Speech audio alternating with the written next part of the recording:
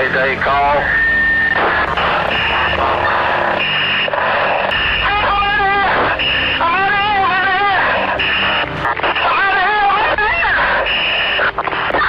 Group command to District 19. We have a mayday. Have you committed the red teams and the rescue truck to that stairwell?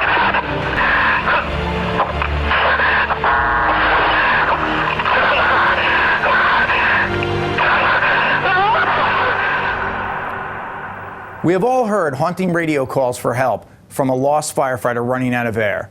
Whether it's New Haven, Hackensack, Houston, or New York, no department is immune to this scenario. When we take a look at past line of duty deaths and injuries, we see a need for conservative air management training, safer staffing, and trained rapid intervention teams. However, even with the best training, the inherent dangers of this job demand that our members are afforded the best chance of surviving an out-of-air emergency. I present the Last Chance Rescue Filter.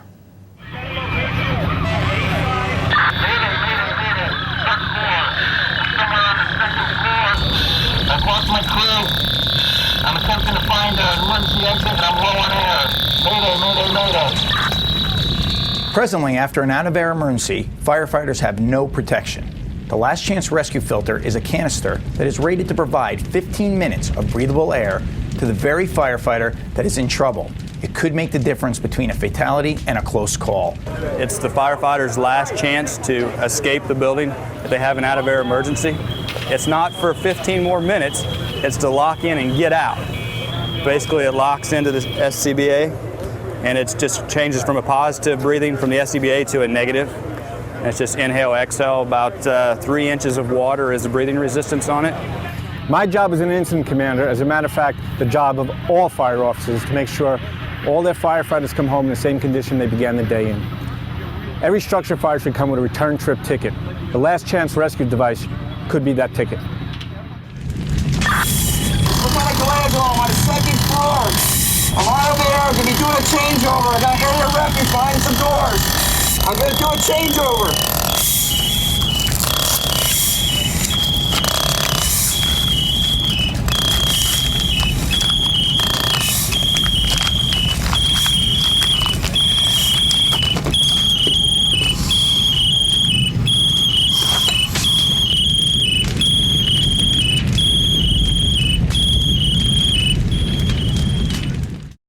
This study is essentially, instead of having our kids go to our funeral, us coming home and seeing our kids in the morning. The way the Last Chance Rescue Filter works is by filtering out particulates as well as toxic fire gases such as acrolein, hydrogen chloride, hydrogen cyanide, and it converts carbon monoxide into CO2. A review of 105 fire fatalities found that soot and the gases that we mentioned were found to be contributing factors in the death of all the victims. What about the availability of oxygen in a structure fire? A 2006 study conducted by Yale University and presented at the National Conference of Emergency Physicians found that in a residential structure fire, carbon monoxide poses a greater threat to life than lack of oxygen or heat. The data that I'm aware of suggests that carbon monoxide is the major killer in fire situations, and cyanide may be second. Some medical dictionaries describe asphyxiation as a situation where there's a reduced amount or inadequate amount of oxygen in the environment outside the body. If that's the case, that really wouldn't apply to carbon monoxide or cyanide because the level of oxygen in the environment could be perfectly normal. Firefighters continue to die while waiting for RIT. When a firefighter runs out of air, their first inclination is to rip off their mask. However, the canister is attached directly to the mask without removing gloves or helmet. This allows the RIT team to easily attach supplied breathing apparatus. The Last Chance Rescue Filter has been tested to the EN 403 standard and independently validated by Yale School of Medicine.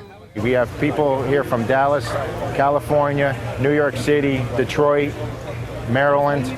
Basically, we've been in teams of 3 where one individual would wear this and 2 firefighters would go in side by side with that individual with the regular SCBAs. And we've done everything from exercising to laying on the floor and sitting there for the 10 minutes or whatever the duration of the test is. It's easy to use, not at all cumbersome. thought it was pretty awesome. So the carbon monoxide levels were really high, and it worked great, worked phenomenal. That it can remove very high levels of carbon monoxide from the air with fairly large flow rates is pretty astounding. I'm quite impressed. You know, even if you never use it, just the confidence that you have going in with it, it's well worth it. If we did ever run out of air, that I could get out if I had to. Good peace of mind.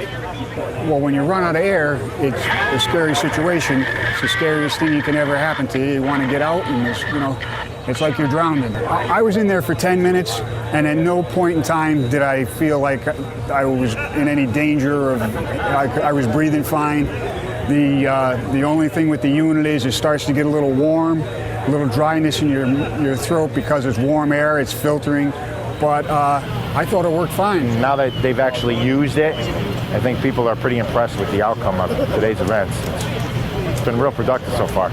It was a good experience. I think it could definitely save somebody's life.